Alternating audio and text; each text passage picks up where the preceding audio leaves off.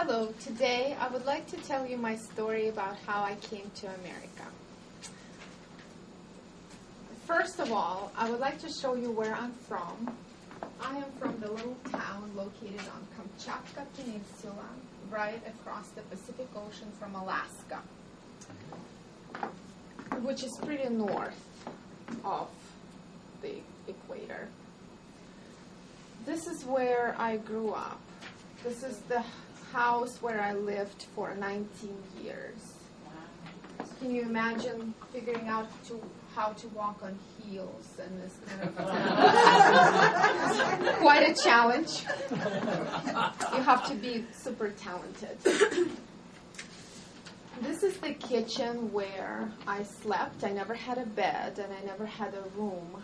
And I slept on this couch for 19 years. Wow. The kitchen was this wide. It's literally this wide. So next to the stove, there is a table and a sink. And I remember gazing into the window thinking, what's my future like? And this is the phone I used to talk to my boyfriends.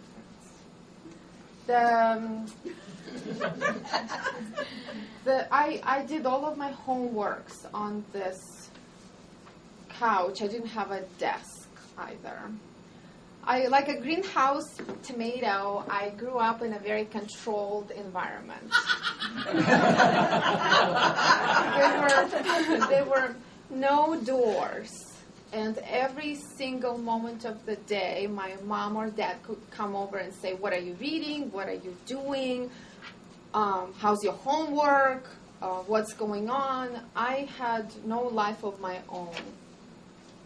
This is the this is the kitchen window, highlighted in red from the other side. This is how much snow we get in the winter.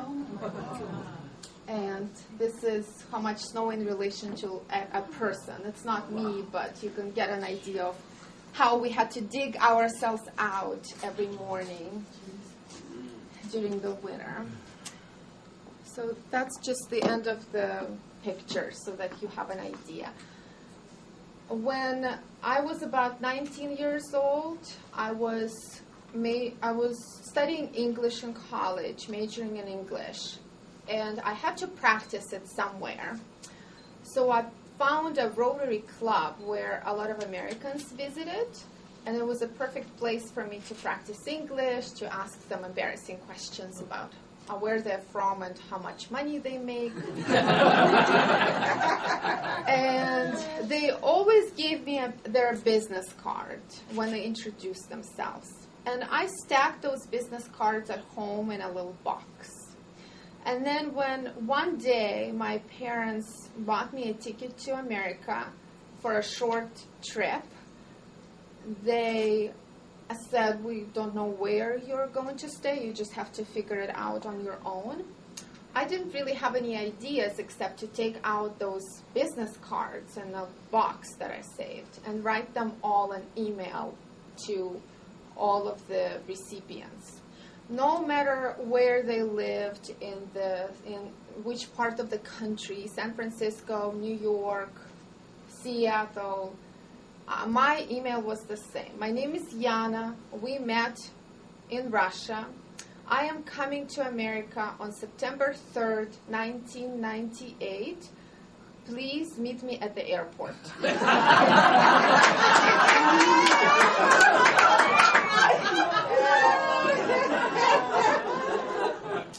But nobody responded.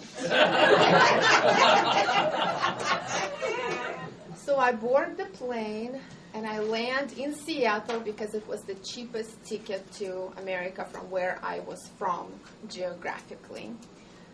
And I exit the plane and I see a middle-aged man holding a sign with my name on it.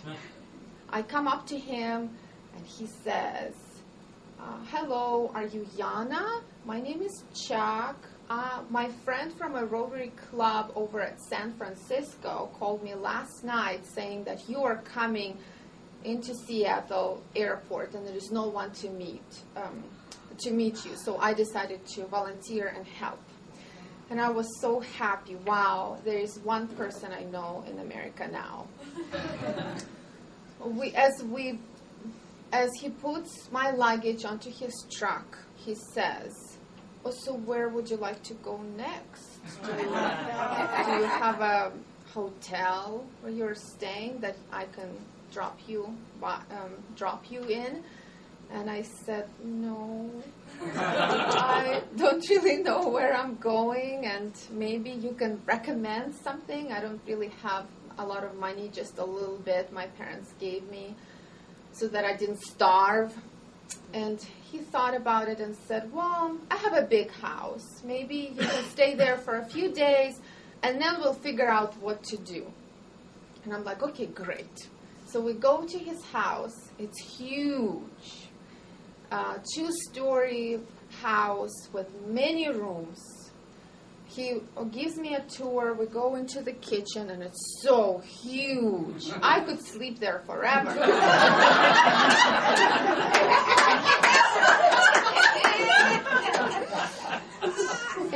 And then, surprisingly, he offers me to sleep in one of the real rooms.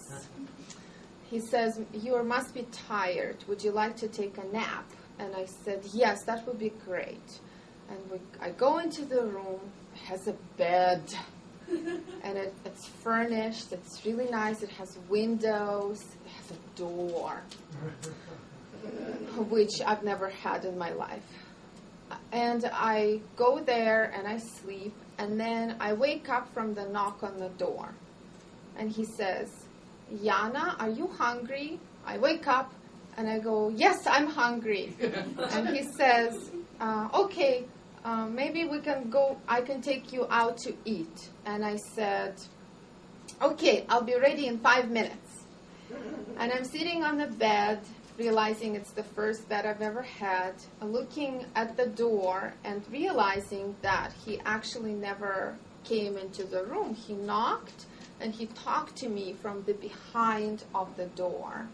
It never even occurred to me to lock the door, and he didn't even come in or ask for permission to come in, and nobody has ever done that before.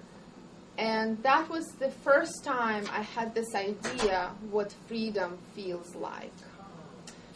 And as I was sitting on that bed, and I understood the values of American people and how good people are and how good this country is, I thought maybe I could stay here.